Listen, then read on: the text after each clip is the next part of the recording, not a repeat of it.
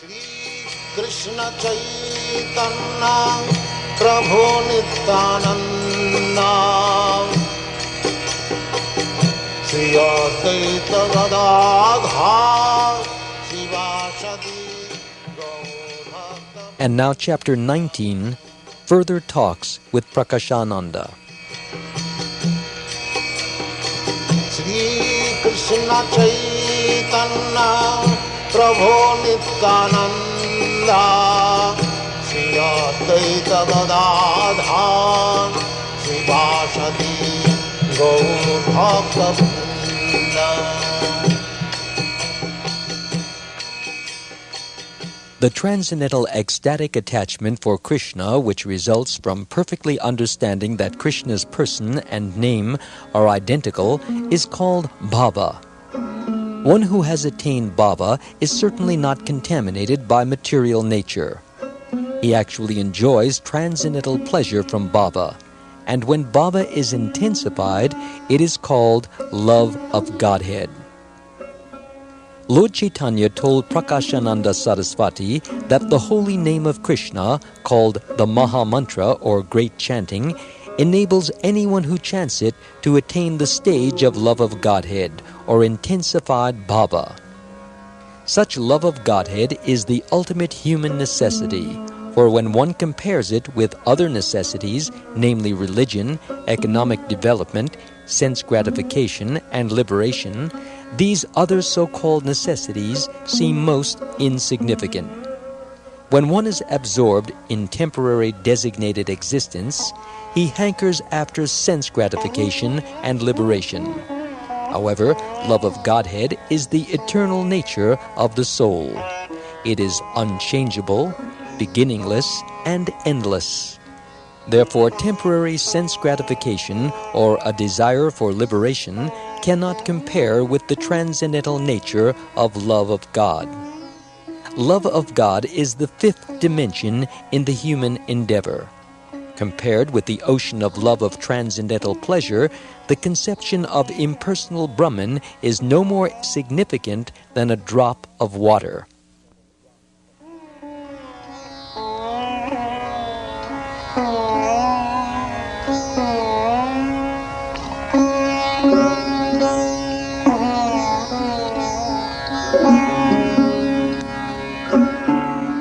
Lord Chaitanya next explained that his spiritual master had confirmed the validity of his ecstasy, which resulted from his chanting the holy name of God, and also confirmed that the essence of all Vedic literature is the attainment of love of Godhead. Lord Chaitanya's spiritual master had said that the Lord was fortunate enough to have attained love of Godhead. By attaining such transcendental love, one's heart becomes very anxious to attain direct contact with the Lord. Feeling such transcendental sentiment, one sometimes laughs and sometimes cries, sings and dances like a madman, and sometimes traverses hither and thither. In this way, there are various ecstatic symptoms evinced: crying, changing bodily color, madness, bereavement, silence, pride, ecstasy, and gentleness. Frequently, the person in love with God dances, and such dancing places him in the ocean of the nectar of love of Krishna.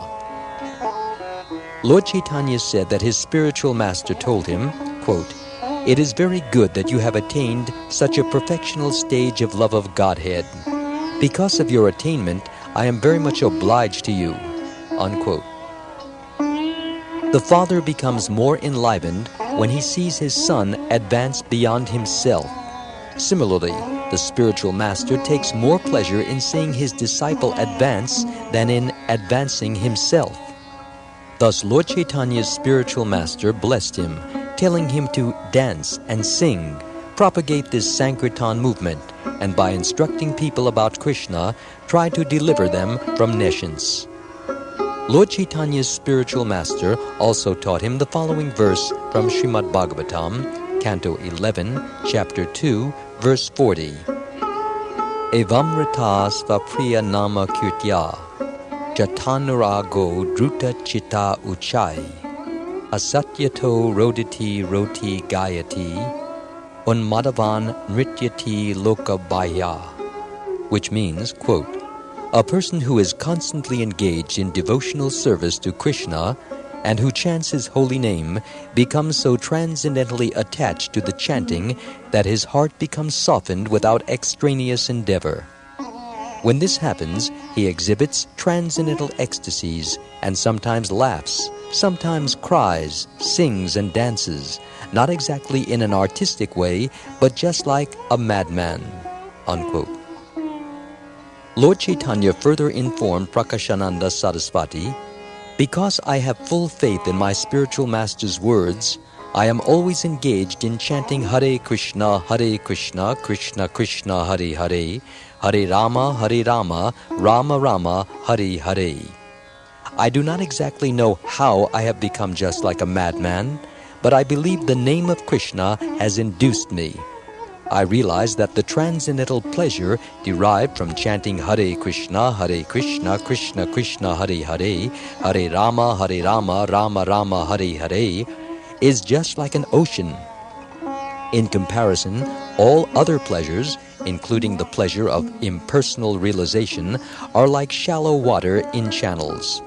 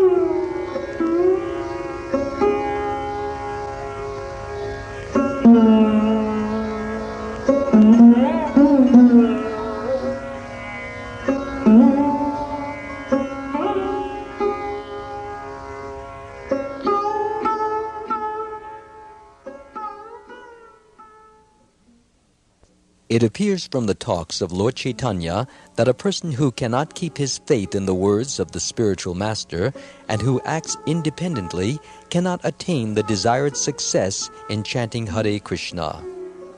In the Vedic literatures, it is stated that the import of all transcendental literature is revealed to one who has unflinching faith in the Supreme Lord and his spiritual master.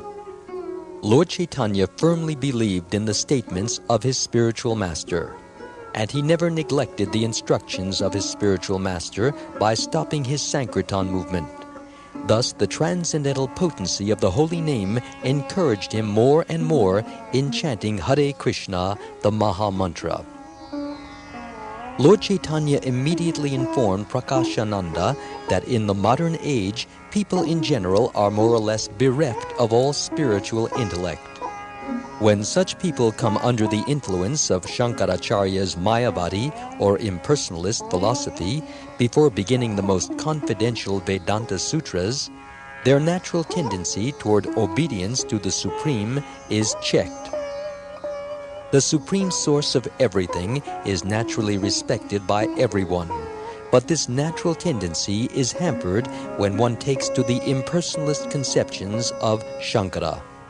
Thus, the spiritual master of Lord Chaitanya suggested that it is better that one not study the Shariraka Bhashya of Shankaracharya, for it is very harmful to people in general. Indeed, the common man does not even have the intelligence to penetrate into the jugglery of words. He is better advised to chant the Maha Mantra, Hare Krishna, Krishna Krishna, Hare Hare, Hare Rama, Rama Rama, Hare Hare. In this quarrelsome age of Kali, there is no alternative for self-realization. After hearing the arguments and talks of Lord Chaitanya Mahaprabhu, all the Mayavadi sannyasis who were present became pacified and replied with sweet words. Dear sir, what you have spoken is all true. A person who attains love of Godhead is certainly very fortunate, and undoubtedly you are very fortunate to have attained this stage. But what is the fault in Vedanta? It is the duty of a sannyasi to read and understand Vedanta. Why do you not study it?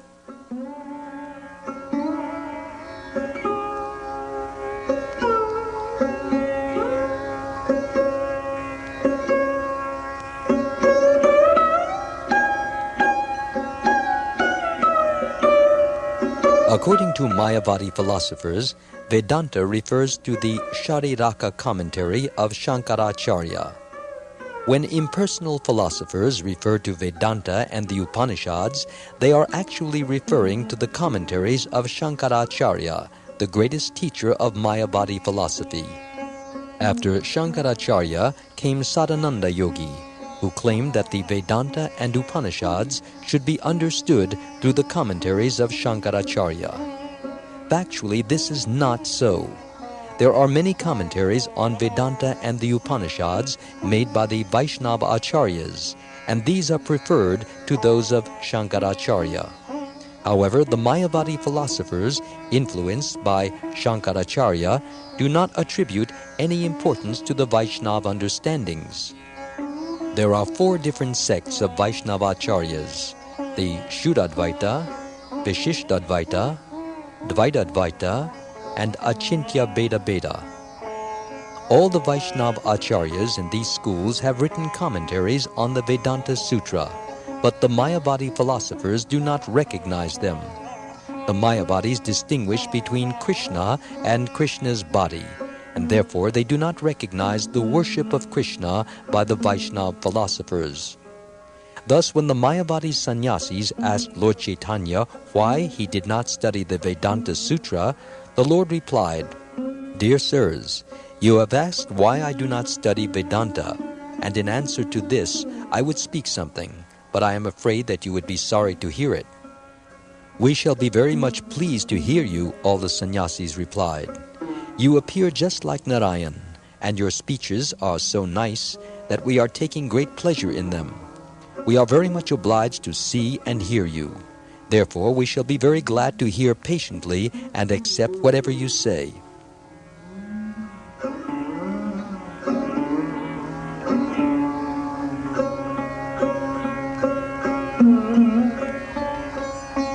The Lord then began to speak on Vedanta philosophy as follows. Vedanta Sutra is spoken by the Supreme Lord Himself. The Supreme Lord, in His incarnation as Vyasadeva, has compiled this great philosophical treatise. Since Vyasadeva is an incarnation of the Supreme Lord, he cannot be likened to an ordinary person who has the 4 defects which arise due to contact with material existence. The defects of a conditioned soul are 1. He must commit mistakes. 2. He must be illusioned. 3. He must possess the tendency to cheat others. And 4. All his senses must be imperfect. We must understand that the incarnation of God is transcendental to all these defects. Thus, whatever has been spoken and written by Vyasadeva is considered to be perfect. The Upanishads and Vedanta Sutra aim at the same goal, the supreme absolute truth. When we accept the import of Vedanta Sutra and the Upanishads directly as they are stated, we become glorified. The commentaries made by Shankaracharya, however, are indirect and are very dangerous for the common man to read, for by understanding the import of the Upanishads in such an indirect, disruptive way, one practically bars himself from spiritual realization. According to the Skanda and Vayu Puranas, the word sutra refers to a condensed work which carries meaning and import of immeasurable strength without mistake or fault. The word Vedanta means the end of Vedic knowledge. In other words, any book which deals with the subject matter indicated by all the Vedas is called Vedanta. For example, Bhagavad Gita is Vedanta because in Bhagavad Gita the Lord says that the ultimate goal of all Vedic research is Krishna. Thus, Bhagavad Gita and Srimad Bhagavatam, which aim only at Krishna, are to be understood to be Vedanta.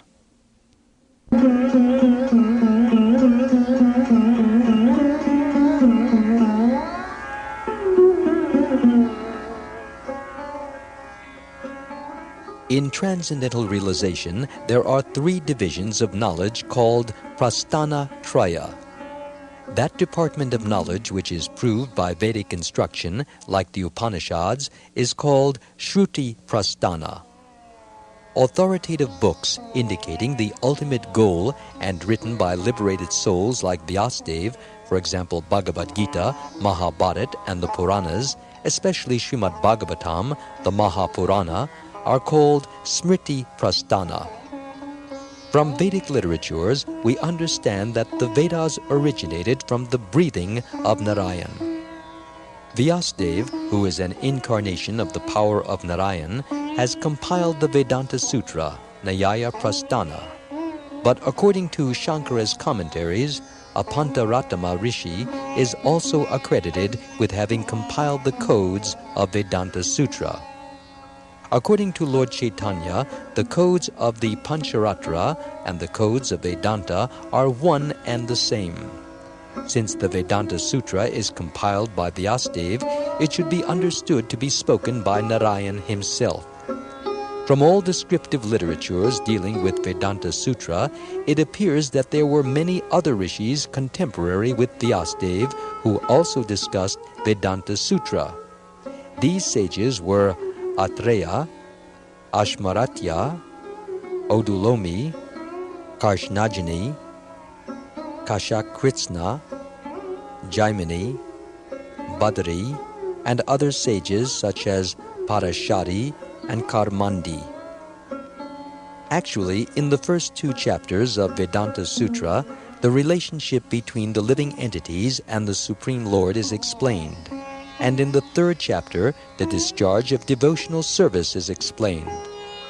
The fourth chapter deals with the relationship which results from discharging devotional service. The natural commentary on the Vedanta Sutra is Srimad Bhagavatam. The great acharyas of the four Vaishnava communities or sampradayas, namely Ramanujacharya, Madhvacharya, Vishnu Swami, and Nimbarka, have also written commentaries on Vedanta Sutra by following the principles of Srimad Bhagavatam. At present, the followers of all the acharyas have written many books following the principles of Srimad Bhagavatam as the commentary on the Vedanta. Shankara's commentary on Vedanta Sutra, known as Shariraka Bhashya, is very much adored by the impersonalist scholars. But commentaries written on the Vedanta, written from the materialistic point of view, are completely adverse to the transcendental service of the Lord. Consequently, Lord Chaitanya said that direct commentaries on the Upanishads and Vedanta Sutra are glorious, but that anyone who follows the indirect path of Shankaracharyas, Shariraka Bhashya, is certainly doomed.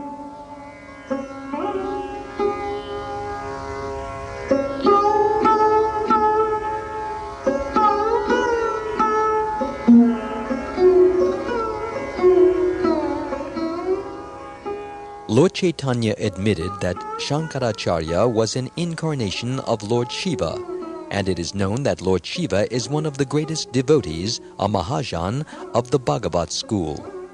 There are 12 great authorities on devotional service, and Lord Shiva is one of them. Why then did he adopt the process of Mayavadi philosophy? The answer is given in Padma Purana, where Lord Shiva states, Mayavadam asach chastram prachanam buddham uchyate mayaiva kalpitam devi kalo brahmana rupina, which means, quote, the Mayavadi philosophy is veiled Buddhism. unquote. In other words, the voidist philosophy of Buddha is more or less repeated in the Mayavadi philosophy of impersonalism, although the Mayavadi philosophy claims to be directed by the Vedic conclusions. Lord Shiva, however, admits that this philosophy is manufactured by him in the age of Kali in order to mislead the atheists. Actually, the Supreme Personality of Godhead has his transcendental body, Lord Shiva states. But I describe the Supreme as impersonal. I also explain the Vedanta Sutra according to the same principles of Mayavadi philosophy. In the Shiva Purana, the Supreme Lord says, Dvapara do yuge bhutva, kalaya manushadishu, svagamai kalpitaistvam cha, janan mad vimukhan kuru, which means, quote, in the beginning of the Dvapara Yuga, directed by my orders, many sages will bewilder the people in general by Mayavadi philosophy, unquote. In the Padma Purana, Lord Shiva personally tells Bhagavati Devi, Shrinu Devi Parakshyami Tamasani Yatha Kramam Yesham Shravana Matrena Patityam Gyaninam Api Apartam Shruti Vakyanam Darshaya Loka Garhitam Karma Svarupa Tiyajyatvam Atracha Pratipadyate Sarva Karma Paribramshan Naishkarmyam Tatra Chocyate Paratma Jivayor Aikyam Mayatra Pratipadyate, which means, quote, my dear Devi, sometimes I teach Mayavadi philosophy for those who are engrossed in the mode of ignorance. But if a person in the mode of goodness happens to hear this Mayavadi philosophy, he falls down. For when teaching Mayavadi philosophy, I say that the living entity and the Supreme Lord are one and the same. Sadananda Yogi, one of the greatest Mayavadi acharyas, has written in his book, Vedanta Sada, quote, the absolute truth of eternity, knowledge and bliss is Brahman. Ignorance and all products of ignorance are non-Brahman. All products of the three modes of material nature are covered by ignorance, and all are different from the supreme cause and effect. This ignorance is manifested in a collective and individual sense. Collective ignorance is called Vishuddha Sattva Pradhan. When that Vishuddha Sattva Pradhan is manifest within the ignorance of material nature, it is called the Lord, and the Lord manifests all kinds of ignorance. Therefore, he is known as Sarvagya, unquote. Thus, according to Mayavadi philosophy, the Lord is a product of this material nature, and the living entity is in the lowest stage of ignorance. That is the sum and substance of Mayavadi philosophy. If, however, we accept the import of the Upanishads directly, it is clear that the Supreme Personality of Godhead is a person with unlimited potency. For example, in the Shvetashvatara Upanishad, it is stated that the Supreme Personality of Godhead is the origin of everything, and that he has multiple potencies. The Supreme Personality of Godhead is transcendental to the cosmic manifestation. He is the origin of all religion, the supreme deliverer, and the possessor of all opulences. The Supreme Personality of Godhead, who is just like the sun, profusely distributes his energies while situated beyond the cloud of this material cosmic manifestation. He is the Master of Masters, and he is the Supreme of the Supremes. He is known as the Greatest Lord, the Personality of Godhead. His energies and potencies are multiple and variously distributed. It is also stated that Vishnu is the Supreme and that saintly persons are always anxious to see his lotus feet. From the Rig Veda 1:22-20.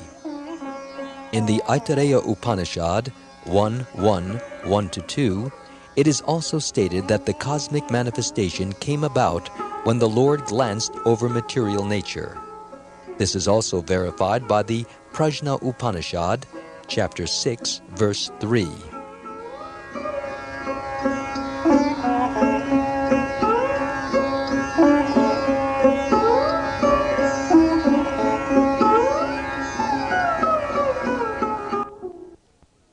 In the negative descriptions of the Lord which occur in Vedic literature, as in Apanipada, there are indications that the Lord has no material body and no material form. However, he does have his spiritual transcendental body and his transcendental form.